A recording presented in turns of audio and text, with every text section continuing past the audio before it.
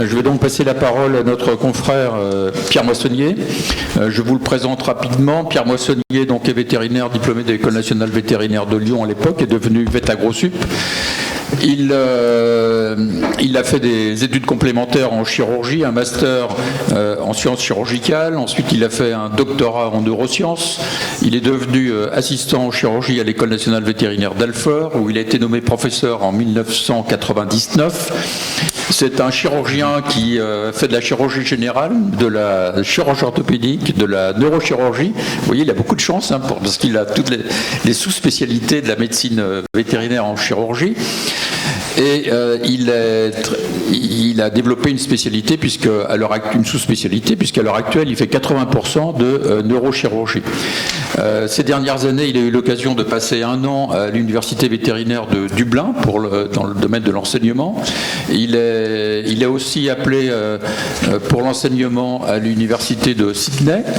Et en 2008, il est revenu à l'école vétérinaire d'Alfort, où il était responsable du pôle chirurgical au centre hospitalier universitaire vétérinaire d'Alfort. Et il est retourné à son école d'origine tout à fait récemment, en 2018, à VétAgroSup. Il va donc nous parler de toutes les chirurgies de tumeurs intracrâniennes chez nos animaux domestiques. Et nous aurons ensuite une discussion qui sera certainement fort intéressante. À toi, Pierre, la parole pour 20 minutes. Messieurs les présidents, mesdames, messieurs, merci tout d'abord de cette invitation, et ça m'a donné l'opportunité de communiquer avec... 15 minutes. Alors, il va falloir y aller. Voilà. De communiquer avec mon confrère, mon collègue, le professeur Palu, et très honnêtement, c'est toujours un plaisir de partager des connaissances. Puisqu'il s'agit d'un partage de connaissances, ce qui est important, c'est de revenir un petit peu sur Terre avec finalement un retour en arrière, non seulement par rapport à ce que nous, vétérinaires, nous avons connu. Quand j'ai été étudiant dans les écoles vétérinaires, et comme l'a signalé mon confrère, c'était il y a un certain temps, il y avait à peu près 0 heure de neurochirurgie au programme d'enseignement.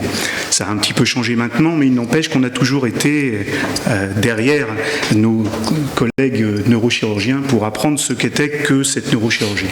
Alors, mon plan va être le suivant. Je vais essayer de vous montrer dans un premier temps ce qui est assez similaire entre nos deux activités. Concernant les indications, ce sont les mêmes. Les objectifs thérapeutiques, et Johan Palu l'a répété tout à l'heure, les clients vont nous demander très vite la même chose que ce qui est fait sur les patients humains. Les techniques sont assez similaires par ailleurs.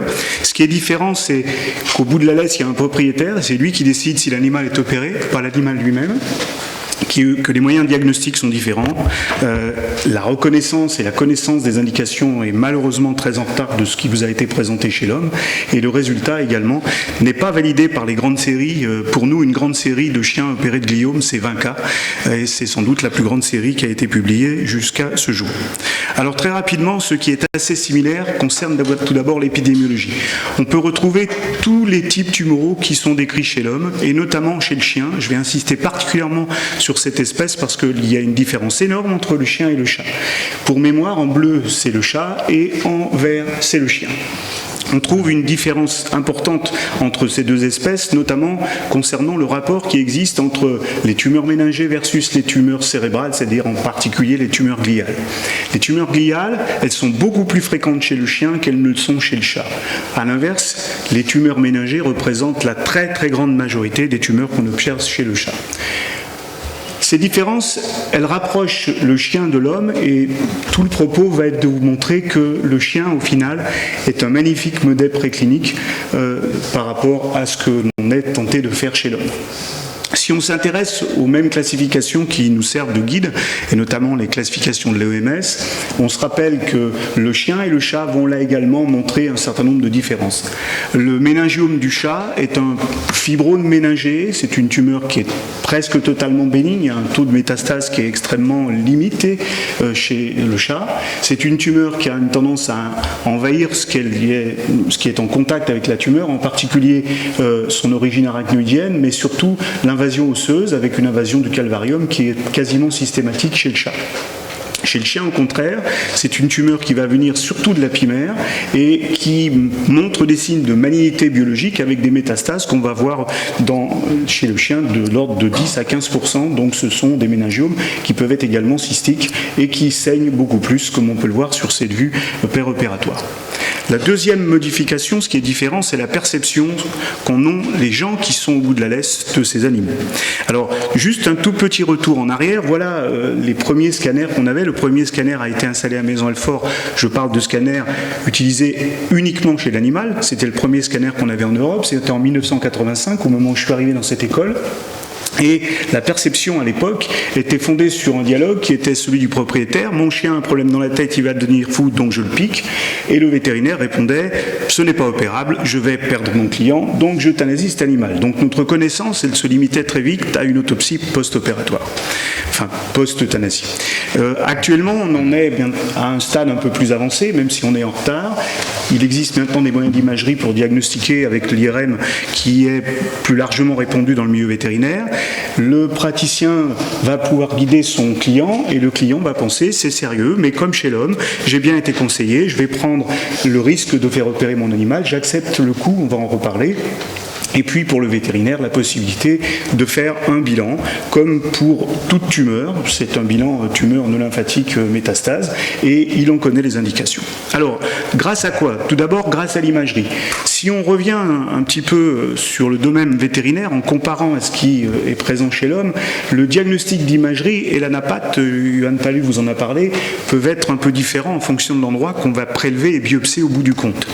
Et donc, la première démarche qui a été la nôtre en tant que vétérinaire, c'était de connaître la spécificité, la sensibilité par rapport à d'autres mécanismes intracérébraux, des inflammations, de l'IRM versus le scanner, par exemple, et de finalement qualifier la tumeur à laquelle on avait affaire grâce à l'imagerie pour savoir si on pouvait aller à la chirurgie avec un pronostic X ou Y chiffré et au final si un grading tumoral était éventuellement possible avec des critères qui auraient été les nôtres de diagnostiquer telle ou telle tumeur et son grade potentiel.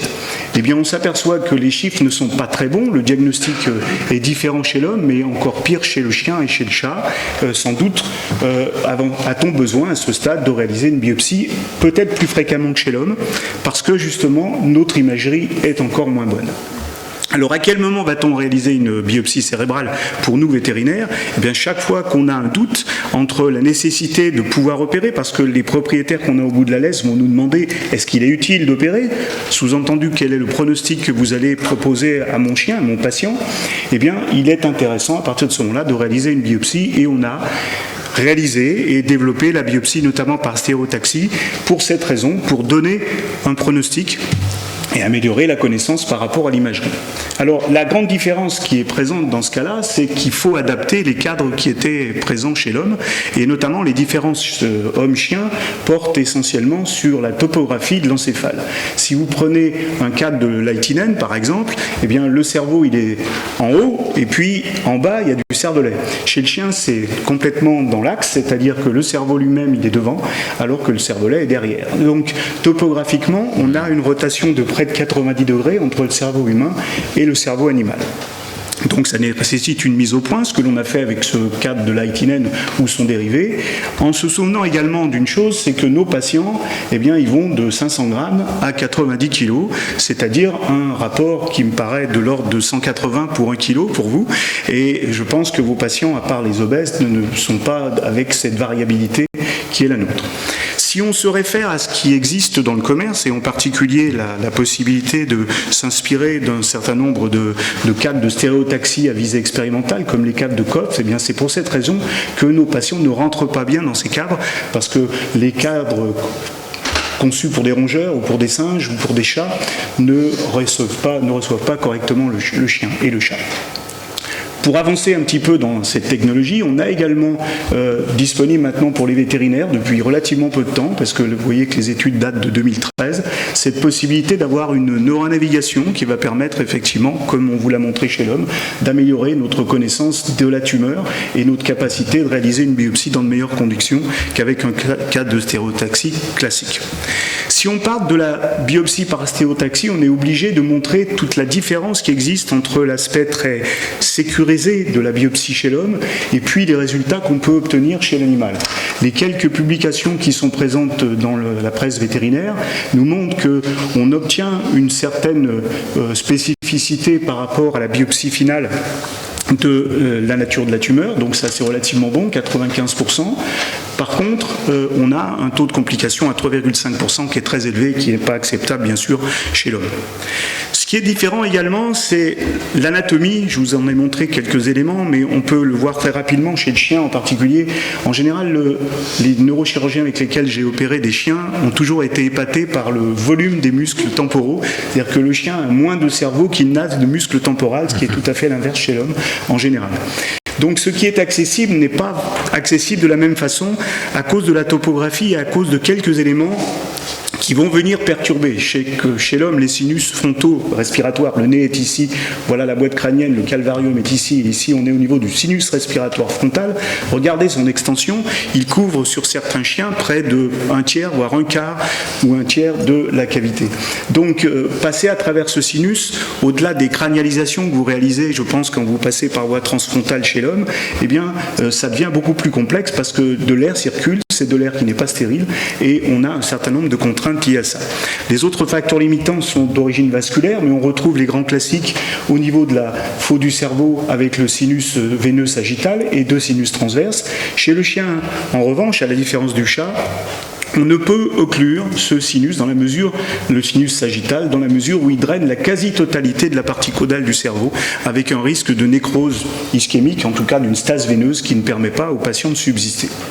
Les autres éléments sont plus standards, à savoir qu'il y a un polygone de Willis chez le chien, avec des artères cérébrales caudales, moyennes et rostrales, des artères péricalieuses, un sinus caverneux, et puis un polygone de Willis dont j'ai déjà parlé.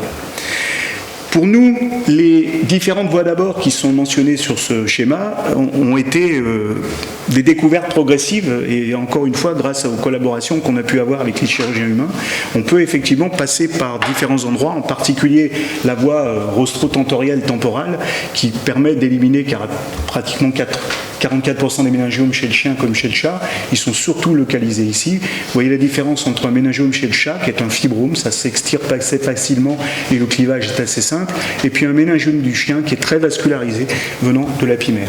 Pour les gliomes, et notamment les gliomes de bas grade, qu'on opère, en essayant de qualifier de, entre guillemets, bas grade ces gliomes, eh bien on va passer par ces mêmes voies en faisant une ouverture qui se met sur un gyrus et qui permet d'aller enlever le gliome lorsqu'il a une entité suffisamment compacte pour pouvoir le retirer. Il y a d'autres voies d'abord qui ont été décrites, je vais vous les passer très rapidement en revue. On peut passer par une voie qui permet, en enlevant une partie de la mandibule et de l'arcade zygomatique, d'aller chercher ces tumeurs. D'autres tumeurs comme par exemple une caricature qui est un méningiome de la faux. Sur un chien, vous voyez que sur un chat, pardon, vous voyez que ça peut occuper une énorme place dans la cavité intracrânienne, et donc en écartant les hémisphères, on peut aller les chercher avec un bon pronostic. La voie transsinusale impose de faire un grand volet osseux en enlevant le nez du chien dans un premier temps, bien sûr on le remet, pour permettre un accès du rhinencéphale et de cette partie-là. On n'a pas besoin de le cranialiser, il suffit d'enlever la muqueuse, donc c'est possible. Et puis bien sûr il faut reconstruire. Alors la reconstruction, on vous en parlera avec l'impression 3D. Plus facilement au départ, on utilisait des plastis avec du métacrylate qu'on moulait directement sur le patient, mais on arrivait à fermer. Et puis il y a des tumeurs qui sont bien sûr dans la fosse postérieure, comme ici ce gros méningiome de la fosse postérieure avec une dissection au contact du cervelet.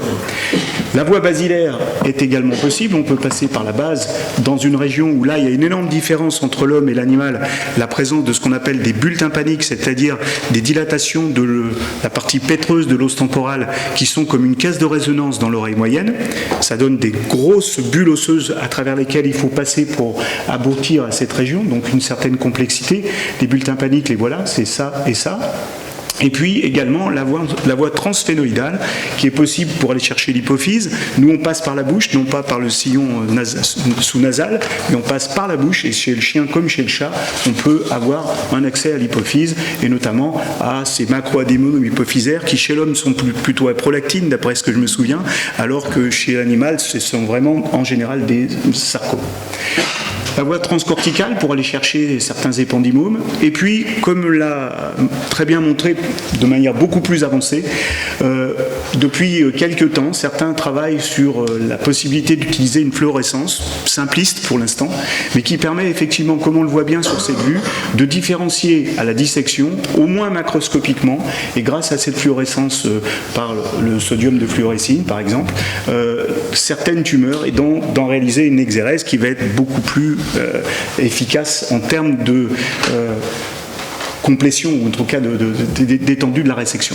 Alors, juste pour vous montrer que, bon, on est à la traîne, mais on progresse quand même, en vous comparant deux études qui sont les plus grosses études vétérinaires, 52 cas de méningiome chez le chat et 121 cas de méningiome chez le chat également, sur des durées qui sont un peu longues, mais regardez simplement les chiffres. Il mourait dans 20% des cas après la chirurgie intracrânienne dans les années 95. Il ne meurt que dans 6% des cas, sachant que c'est des tumeurs qui sont volumineuses, que ces animaux ont toujours plus de 10 ans pratiquement, et que les tumeurs peuvent occuper jusqu'à 50% de la voie crânienne, donc avec un risque post-opératoire important. Et puis, on a maintenant une médiane de survie qui s'est largement améliorée, avec 60% de ces animaux qui sont vivants à 3 ans, c'est-à-dire à 13 ans d'âge en moyenne, donc avec une survie qui est relativement bonne. Pour ce qui est des gliomes, et je vous avais prévenu en vous disant que les grandes séries, elles ne sont pas nombreuses. Vous voyez qu'on a sur tous les gliomes, parce que notre gros problème va être de pêcher sur quelle est la nature de la tumeur que l'on a retirée. C'est vraiment la question qui va se poser. Qu'est-ce qu'on a retiré véritablement? On va être capable, grâce à l'exérèse, de la connaître, mais au départ, nos pronostics, il n'est pas établi de manière satisfaisante parce qu'on ne connaît pas la classification de ces tumeurs initialement. Donc, très bien. Et ensuite, que dire de l'infiltration locale et des métastases? Ça, c'est important également parce que on a eu la possibilité de faire sur culture de tranches de cerveau de rats, la possibilité de mettre en culture des tumeurs de chiens, parce que ça évite l'immunosuppression, ça permet de savoir comment les voies de métastase sont présentes, et on s'est aperçu effectivement que, comme les tumeurs humaines, les gliomes métastasaient avec des skip métastases, c'est-à-dire une répartition un peu aléatoire quelquefois, pas seulement par des voies référencées telles que c'était décrit initialement. Alors, les autres éléments importants sont centrés sur l'idée que le chien comme le chat peuvent être des modèles pertinents. Il y a une limite du modèle rongeur, on en a parlé avec cette importance de l'immunosuppression et de la xénogreffe que l'on va faire avec des cellules tumorales humaines. Et puis, un complément par rapport à ces modèles est donné par le modèle canin. D'abord, c'est une tumeur spontanée. Deuxièmement, il faut retenir que c'est généralement à un âge à peu près concordant qu'on va voir apparaître ces tumeurs. 45 ans chez l'homme, pour 6 ans chez le chien, ça correspond à peu près à la même durée de vie, aux même période de la vie.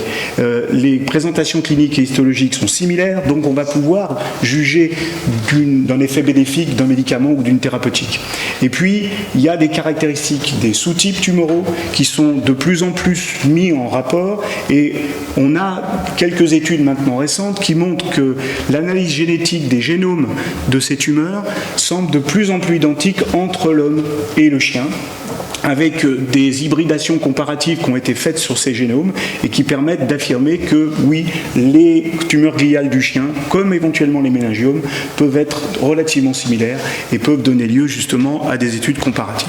Donc de quoi a-t-on besoin, nous vétérinaires? D'abord d'une classification tumorale chez le chien avec des grades et sous-types aussi précises que celles que vous avez chez l'homme, en disant que les prédispositions raciales démontrent à quel point ces gliomes sont avec une prédisposition génétique, pour avoir, nous aussi, une thérapie qui soit la plus individuelle possible. En conclusion, le chien, c'est un mini-bonhomme.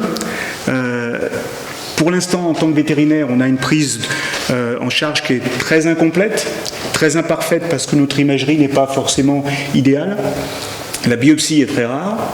Et la méconnaissance pronostique statistique, parce qu'on n'a pas de grande série, est encore très très imparfaite. Nos moyens sont limités par l'aspect financier, parce qu'il n'y a pas de sécurité sociale chez l'animal. Et par contre, ce modèle canin est un modèle préclinique qui, à mon sens, est presque idéal lorsqu'on doit avoir justement ces tentatives précliniques chez le chien. Je vous remercie de votre attention.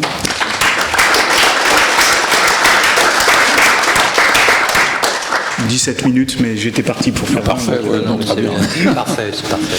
Merci beaucoup pour cette présentation qui est plus qu'un survol des tumeurs intracrâniennes chez le chien, avec donc la différence chien-chat, la comparaison par rapport à la médecine humaine, et donc toutes les difficultés auxquelles tu es exposé par rapport aux nombreuses possibilités qui existent d'exploration ou de chirurgie en médecine humaine.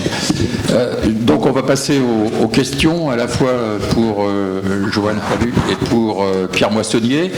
Quelqu'un veut-il poser la première question concernant ces deux présentations? Deux ou trois questions, oui. Oui, monsieur. J'ai pas monsieur Jean. Alors, pardon, je vais prendre. Ayez la gentillesse de lever le bras, de vous présenter très très rapidement. Merci à toi. Et puis on vous donnera un micro parce que c'est enregistré et comme vous savez, ça passe sur YouTube de façon générale et gratuite. Donc allez, vas-y. Oui, le FLOC Paris. Ma question c'est, moi j'ai passé beaucoup plus d'animaux possible au scanner, parce que je trouvais ça passionnant. Et je suis un petit peu étonné par excusez-moi de vous dire ça devant un radiologue, mais la mauvaise qualité de vos scanners. Et vous ne pouvez pas aller les passer chez les scannérologues humains, parce que nous, on fait mieux, voilà. Beaucoup mieux. Et je voulais vous demander aussi s'il y a des atlas de radioanatomie, scanner IRM, chez toutes les espèces animales, au moins domestiques. Voilà.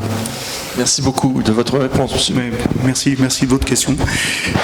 Alors, première étape, effectivement, au même titre que l'on a réinventé un peu l'eau sucrée quelquefois, il fallait apprendre au départ ce qu'était l'imagerie scanner, comme l'imagerie IRM maintenant, d'un cerveau normal d'animal.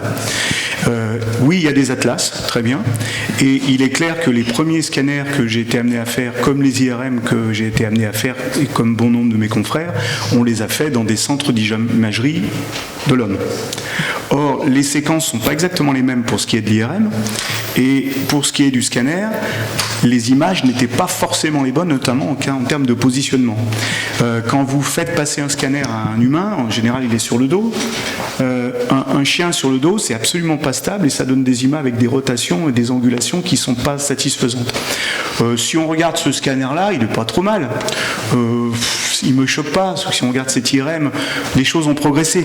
C'est volontairement, quand je vous ai passé la première vue, le scanner de 85, justement, c'était un scanner qui venait d'un institut humain. Le diagnostic était méningiome, et quand j'ai ouvert la dure-mère, c'était tout noir, et en fait, c'était un mélanome buccal qui avait métastasé partout.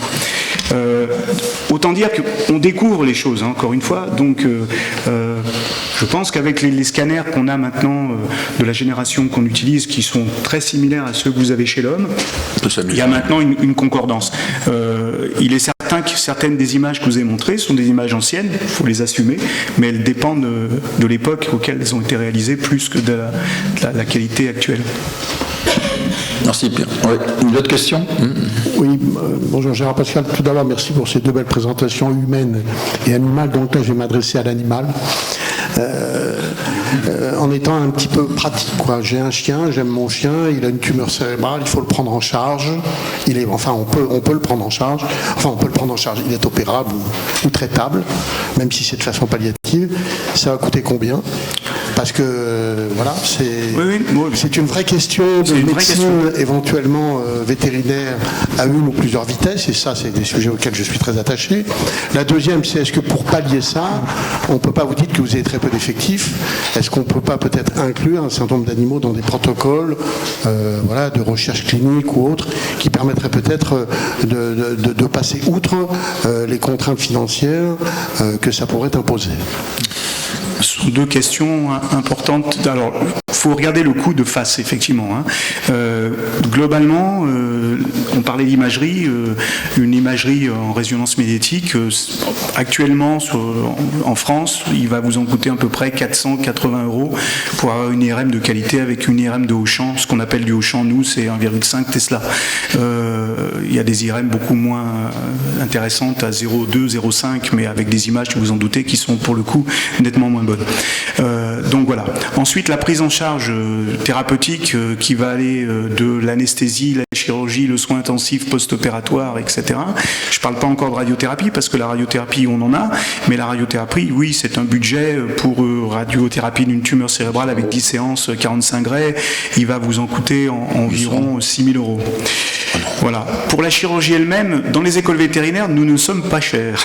C'est-à-dire que globalement, la chirurgie, c'est un gros frais de bloc et ça va coûter 1 200 €. Mais de 1 200 € pour quelqu'un qui gagne le SMIC, c'est énorme. Et puis ensuite, il y a le soin intensif. Donc globalement, si on fait abstraction de la radiothérapie, un animal qui est opéré d'une tumeur intracrânienne, ça va coûter à son propriétaire 3 000 à 4 000 € en fonction de la taille de l'animal. Donc c'est énorme, c'est énorme. On est en France dans un pays où malheureusement le développement des assurances pour les animaux n'a pas eu l'essor qu'on escomptait à un moment donné, et donc cette prise en charge, elle est par le biais du propriétaire. Donc deuxième question, oui bien sûr, dans la plupart des cas ou des protocoles que j'ai été amené à faire et auxquels j'ai participé plus exactement, on essaye effectivement d'avoir un budget qui permet la gratuité pour le propriétaire et donc une incitation à participer à ce travail. Et on retrouve sur ce point-là la case départ qui est il y a quelqu'un au bout de la laisse, à savoir que à partir du moment où moi, clinicien, thérapeute de ce chien, je me mets à parler d'un protocole expérimental, ce terme déclenche une toute autre réaction par les propriétaires. Et donc, on est obligé, il faut un accord éclairé, il faut une signature. Et à ce moment-là, on en parle ouvertement, mais il y a pratiquement 95% des propriétaires qui ne vont pas vouloir, parce qu'ils entendent expérimentation animale, on ne touche pas à mon chien ou on ne touche pas à mon chat. Et ça, effectivement, c'est très très dommage. C'est clairement. Ouais. Merci. Y a-t-il des questions? Oui. Les deux dernières, monsieur. Moi, j'en avais une ou deux. Jacques Meuret de Paris, je vous ai entendu parler de microscopie confocale. Est-ce que c'est utilisé en routine? Est-ce que ça nécessite une sonde spéciale? Comment vous travaillez là-dessus? Alors, il y a 2 solutions commerciales qui sont vendues. Donc, c'est disponible en routine clinique. En France, il n'y a aucun centre qui l'utilise en routine clinique parce qu'au-delà de l'outil qui est tout simple, c'est un petit stylo, vous mettez une housse stérile et vous l'utilisez, il y a derrière un post-traitement d'image et pour arriver à une image acquise et exploitable en temps réel, il y a du temps de techniciens et d'ingénieurs qui manque. Donc en pratique, l'outil technologique est là, il est commercialisé, mais il n'est pas développé en France parce qu'il y a tout derrière l'ingénierie qui ne suit pas. Francis, Académie vétérinaire. Dans le cadre des pathologies spontanées et de l'étude au bénéfice aussi bien de l'homme que de l'animal, j'ai évalué une thèse qui s'intéressait au traitement des gliomes par des nanocapsules lipidiques de rhénium 188. Je voulais savoir si ça aboutit à quelque chose, cette démarche. Alors, sur ce produit, je n'en ai pas eu du tout de retour. Par contre, effectivement, tu utilises quel produit? C'est Bénu. Non, à l'intérieur, c'est Bénu, c'est ça? C'est Carmustine. Oui, la Carmustine, la Lomustine et la Carmustine sont des produits qui, alors, historiquement, c'est un produit qu'on a beaucoup utilisé dans le domaine vétérinaire parce que ça s'administre également péros, en tout cas pour les animaux. Donc c'était une solution de facilité. Mais sachant que la barrière hémato-parenchymateuse est une barrière qui va empêcher le produit de rentrer, le fait de placer le produit après exérèse au contact est quelque chose d'intéressant, effectivement. Pour le produit dont tu parles, je n'ai pas de retour, non. Je ne sais pas ce que ça a donné ou s'il y a eu un effet positif. Cela dit, je pense que pour avoir lu les travaux de Johan Pallu, on joue sur quel pourcentage d'amélioration quand on travaille avec une chimio in situ ou là, bien sûr. Effectivement, quand on est avec une chimiothérapie, c'est des lésions hétérogènes, donc il y a X% de tumeurs qui sont sensibles à la chimiothérapie, le reste sera insensible. L'intérêt d'une solution hors chimiothérapie, comme là c'est une substance radioactive véhiculée par une nanoparticule, si on arrive à la faire pénétrer dans les cellules tumorales, on surpasse cette limitation.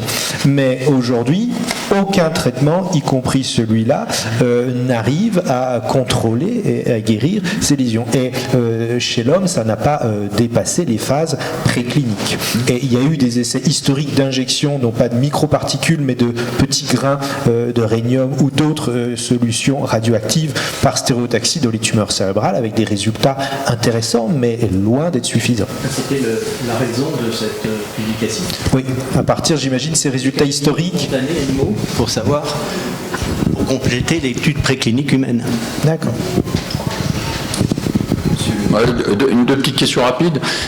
Pour le professeur Joanne Palu, vous avez parlé de gliome asymptomatique. Je pense que ce sont des découvertes fortuites la plupart du temps. Ont-ils un meilleur pronostic et quel est le pourcentage parmi tous vos cas de gliome? Alors effectivement, un gliome asymptomatique, c'est un gliome de découverte fortuite parce qu'on fait une imagerie pour une autre raison, comme l'accident de trottinette. Aujourd'hui, en Ile-de-France, c'est 6 à 8% des cas. C'est très fréquent parce qu'on a un accès à l'imagerie extrêmement aisée. Et c'est très problématique parce qu'on découvre une lésion qui va être pénible un jour, mais qui est aujourd'hui asymptomatique et qui n'entraîne aucun problème. Donc c'est une chance pour les patients parce que oui, le pronostic est meilleur. Mais le pronostic est meilleur simplement parce qu'on dépiste cette lésion très tôt.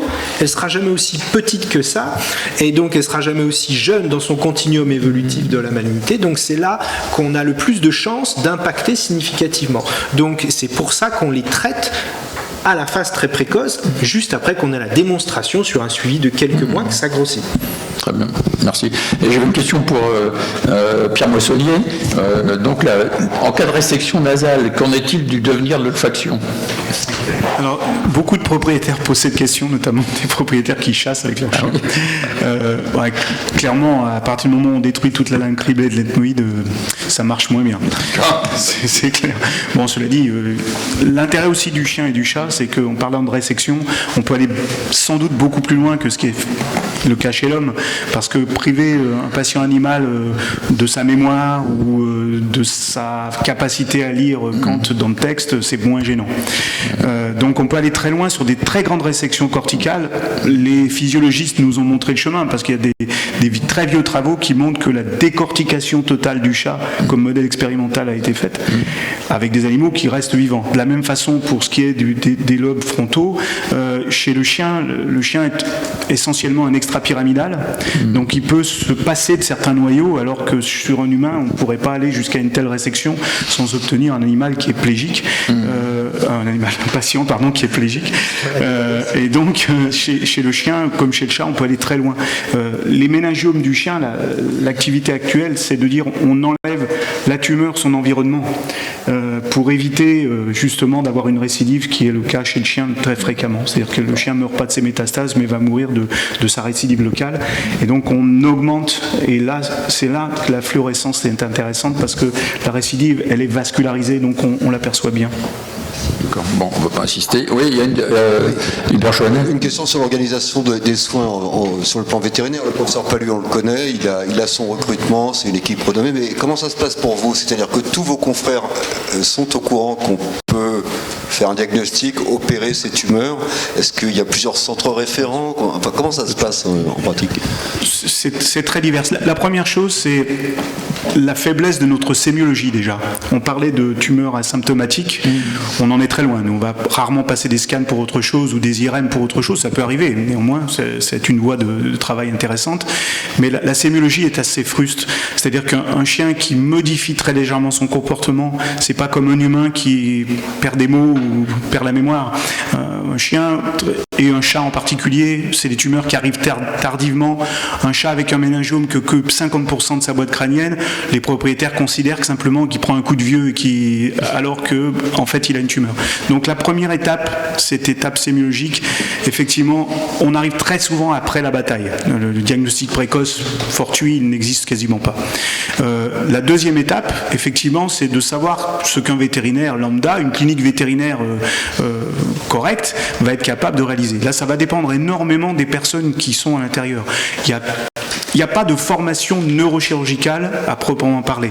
Il y a des vétérinaires qui se spécialisent d'abord en chirurgie, ce que l'on a fait pour nous, chirurgiens vétérinaires, et qui ensuite, à partir de cette spécialisation, ont une subspécialisation qui va devenir la neurochirurgie. Donc, pour certains d'entre nous, on fait de la neurochirurgie, mais la neurochirurgie pour les vétérinaires, c'est essentiellement du rachis, c'est de la moelle épinière, c'est de la hernie discale et de la fracture du rachis. La neurochirurgie intracrânienne, on est peu nombreux à en faire. De plus en plus, grâce à l'imagerie, il y a des indications qui se font jour, et à partir de ce moment-là, des vétérinaires se mettent à ouvrir des boîtes crâniennes pour aller retirer des méningiomes. Mais les questions qu'on est en train de se poser là, maintenant, avec les sujets sur les gliomes, il y a peu de monde qui se les pose, parce que quand on voit gliome, on voit radiothérapie ou traitement adjuvant sans ouvrir la boîte crânienne du chien. Voilà. Bien, je crois que Jean Palu voulait faire un petit commentaire sur une réponse de Pierre. Pierre, tu nous parles des résultats de biopsie stéréotaxique en étant un peu inquiet. Moi, je vais te rassurer, vous annoncez plus de 95% de rendement diagnostique chez l'homme. Pour les gliomes, les taux de biopsie, c'est de 90 à 98%.